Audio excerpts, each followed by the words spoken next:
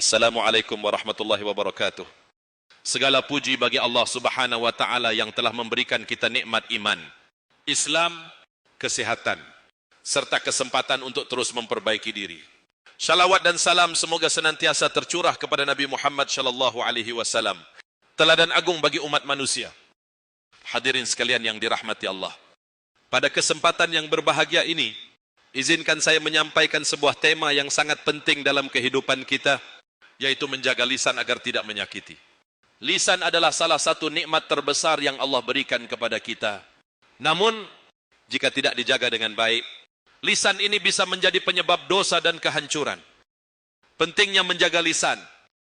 Allah Subhanahu wa taala berfirman dalam Al-Qur'an, tidak ada suatu kata yang diucapkannya melainkan ada di sisinya malaikat pengawas yang selalu siap mencatat.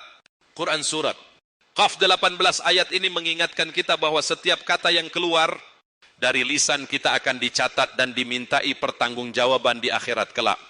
Betapa pentingnya bagi kita untuk memperhatikan apa yang kita ucapkan agar tidak menjadi sebab dosa atau menyakiti orang lain.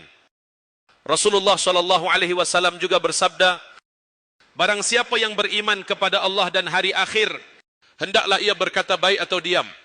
Hadis riwayat Bukhari dan Muslim. Hadis ini menunjukkan bahwa salah satu tanda keimanan seseorang adalah menjaga ucapannya. Jika tidak bisa berkata yang baik, maka diam adalah pilihan terbaik. Dampak negatif dari lisan yang tidak dijaga. Hadirin yang dirahmati Allah, lisan yang tidak dijaga bisa menimbulkan banyak masalah, baik di dunia maupun di akhirat.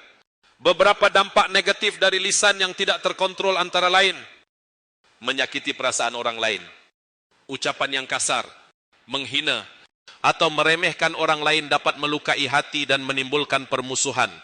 Rasulullah sallallahu alaihi wasallam bersabda, seorang muslim adalah saudara bagi muslim lainnya. Janganlah ia menzaliminya, menghina, atau merendahkannya. Hadis riwayat Muslim. Menjadi penyebab fitnah dan perpecahan. Fitnah yang disebarkan melalui ucapan dapat menghancurkan hubungan sosial, bahkan menyebabkan perpecahan di antara saudara, teman, atau masyarakat, mengurangi amal kebaikan. Rasulullah sallallahu alaihi wasallam bersabda, sesungguhnya seorang hamba berkata dengan sebuah ucapan yang ia anggap sepele, namun ternyata ucapan itu menjerumuskan dirinya ke dalam neraka sejauh 70 tahun perjalanan. Hadis riwayat Tirmizi. Cara menjaga lisan. Hadirin sekalian, menjaga lisan adalah kewajiban setiap muslim. Berikut beberapa langkah yang dapat kita lakukan. Berpikir sebelum berbicara. Pikirkan dampak dari ucapan kita. Apakah itu akan membawa manfaat atau justru menyakiti orang lain? Jika tidak bermanfaat, lebih baik diam. Perbanyak zikir dan membaca Al-Quran. Dengan memperbanyak zikir, hati kita akan lebih tenang, sehingga kita terhindar dari ucapan yang tidak baik.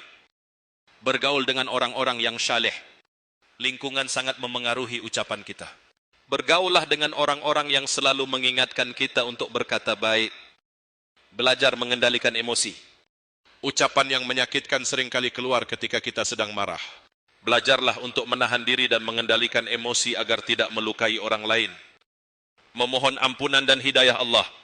Kita adalah manusia yang tidak luput dari kesalahan. Mintalah ampunan kepada Allah dan berdoalah agar diberikan kemampuan untuk menjaga lisan.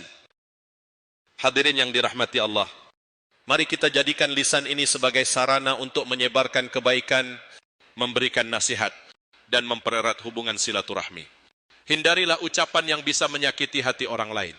Sebab, lisan yang tidak dijaga tidak hanya merugikan orang lain, tetapi juga mendatangkan keburukan bagi diri kita sendiri. Semoga kita termasuk hamba-hamba Allah yang senantiasa menjaga lisan dan mendapatkan ridhanya. Wassalamualaikum warahmatullahi wabarakatuh.